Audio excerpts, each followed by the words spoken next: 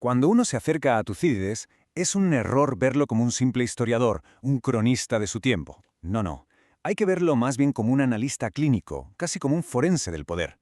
Su obra no es solo el relato de una guerra, es la autopsia de un sistema político. Es como si pusiera el cuerpo de Atenas sobre la mesa de disección justo en su momento de mayor crisis, para mostrarnos, sin tapujos, la enfermedad que la llevó al colapso. Y aquí lo tenemos. El diagnóstico final.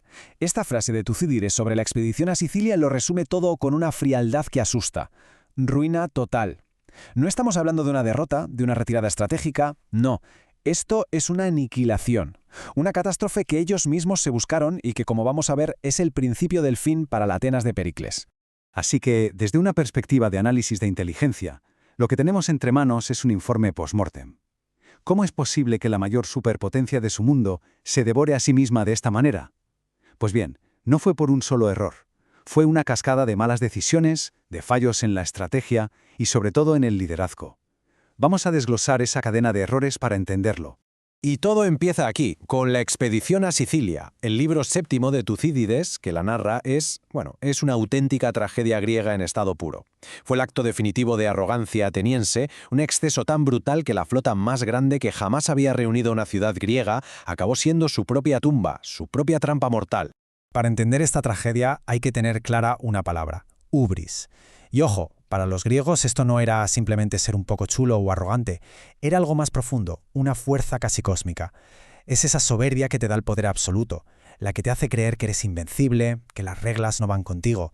Y claro, la hubris siempre atrae a la némesis, el castigo divino, la caída.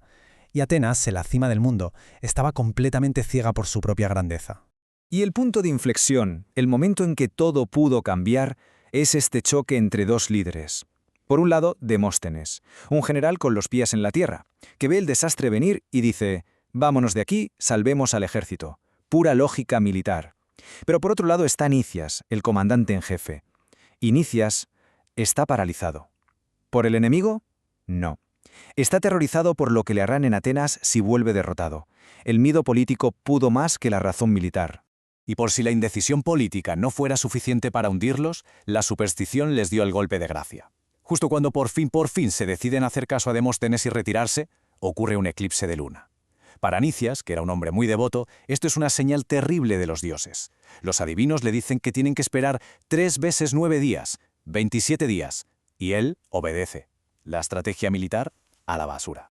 Fijaos en la velocidad del colapso. Esa demora de 27 días no fue un simple retraso, fue un regalo para los siracusanos. Les dio tiempo a organizarse, a bloquear por completo el puerto y a convertir lo que iba a ser una retirada en una masacre. Así es como una decisión basada en la superstición lleva a un desastre militar irreversible en apenas unas semanas.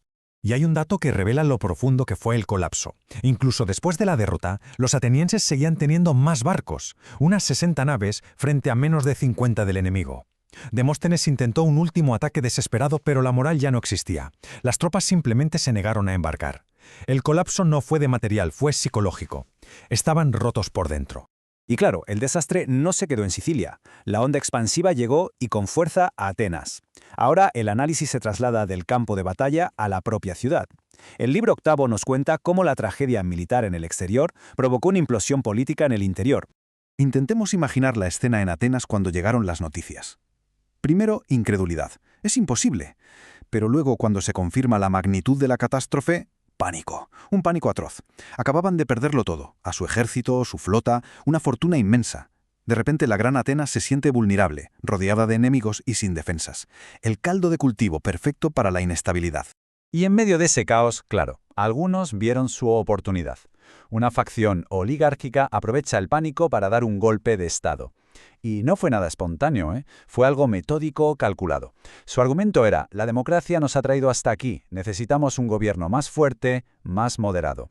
Pero la realidad fue la violencia, asesinatos de líderes demócratas y la toma del poder por la fuerza. Y en el centro de toda esta tormenta política hay una figura que lo personifica todo: Alcibíades. Él no es tanto la causa del colapso, sino su síntoma más claro. Es el producto de un sistema político tan degradado que ya no sabe distinguir entre un líder competente y un tipo carismático pero peligrosamente narcisista. Su propio colega, el general Frínico, lo caló perfectamente. A Alcibíades le daba igual la democracia que la oligarquía. Su única ideología era él mismo. Su único objetivo era subvertir el sistema, el que fuera, para poder salir él ganando. El oportunista definitivo en una época de crisis total. Y su cinismo se ve a la perfección en los consejos que le da a Tisafernes, el sátrapa persa. Es una clase magistral de Realpolitik. Básicamente le dice, mira, no te cases con nadie, financia a los dos bandos, deja que se desangren entre ellos y cuando estén débiles, actúas. Ni rastro de lealtad a Atenas o a Esparta, solo a sus propios intereses. Y aquí se ve su doble juego en su máxima expresión. Es increíble.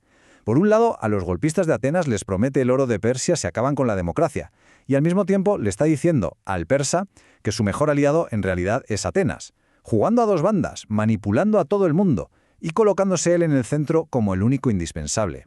Un genio de la manipulación. Y todo esto nos lleva a la gran conclusión, a la tesis de Tucídides.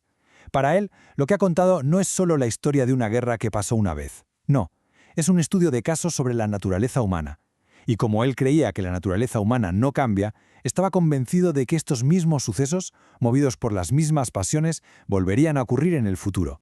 Para Tucídides, hay tres motores que mueven la historia. Primero, la ambición desmedida, la hubris, que ya vimos que llevó al desastre de Sicilia. Segundo, el miedo, el pánico personal de Nicias que paralizó a todo un ejército. Y tercero, el puro interés propio, el egoísmo de gente como Alcibíades, que pudrió el sistema desde dentro. La lección es que la historia no la deciden solo los ejércitos, sino la psicología humana.